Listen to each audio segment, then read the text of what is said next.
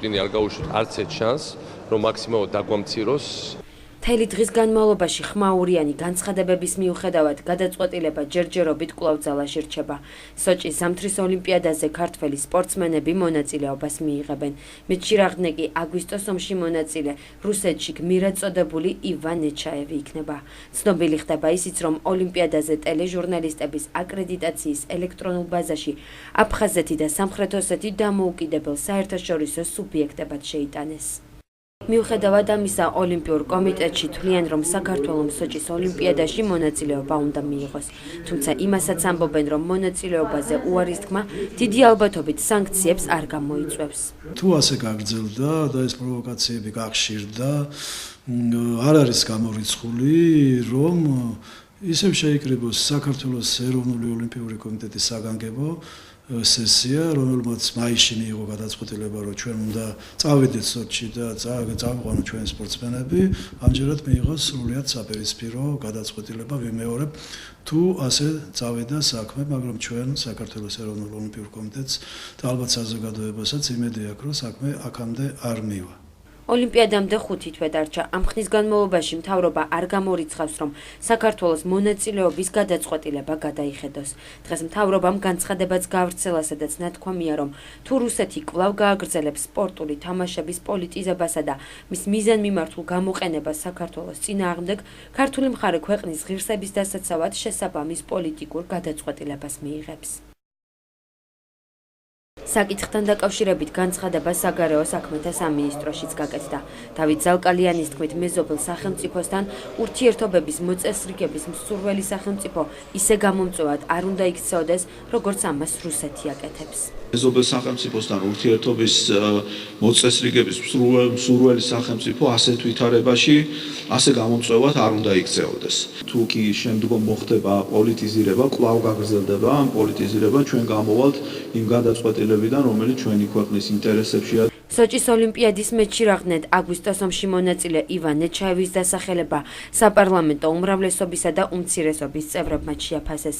მართველი გუნდის წევრებისთვის მიუღებელია ყველაფერი ის, რაც ქვეყნის ინტერესების წინააღმდეგ არის მიმართული. ისინი გადაწყვეტილების გადახედვის შესაძლებლობასაც განიხილავენ. ერთიანი ნაციონალური მოძრაობა კი საქართველოს ოლიმპიურ კომიტეტს მოუწოდებს განიხილოს სოჭის ოლიმპიადაში საქართველოს მონაწილეობის მიზანშეწონილობის საკითხი.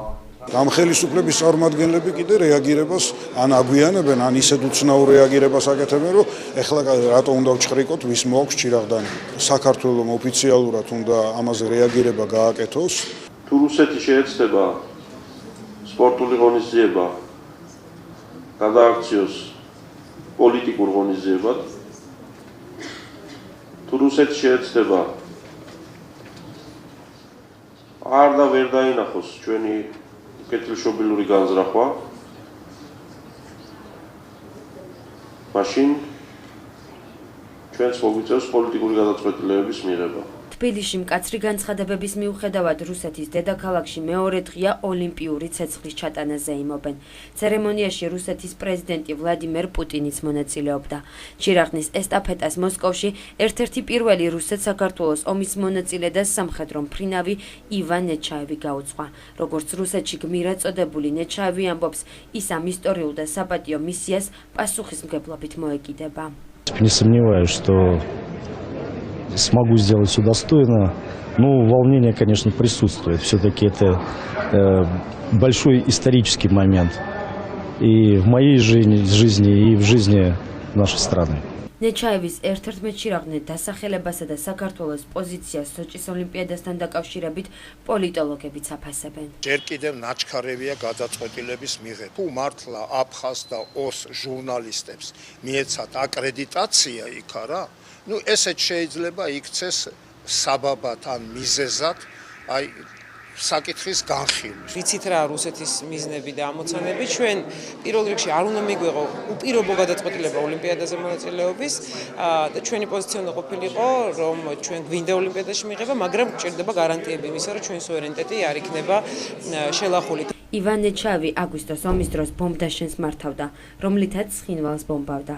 სამხედრო ექსპერტი ირაკლი ალადაშვილი ამბობს, რომ ნეჩავი, რომელსაც ეგონა, რომ ქართველების კოლონას ანადგურებდა, სინამდვილეში რუსების კოლონას ესროდა.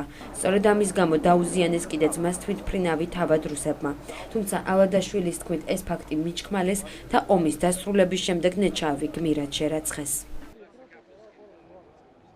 ჯერჯერობით უცნობია კიდევ მიიღებს თუ არა ოლიმპიადამდე რუსეთი ისეთ გადაწყვეტილებებს, რომელიც საქართველოში განხილვის საგანი გახდება. მთავრობა აცხადებს, რომ რუსეთის ნაბიჯებს ყურადღებით დააკვირდება და გადაწყვეტილების შეცვლასაც არ გამოიცავს.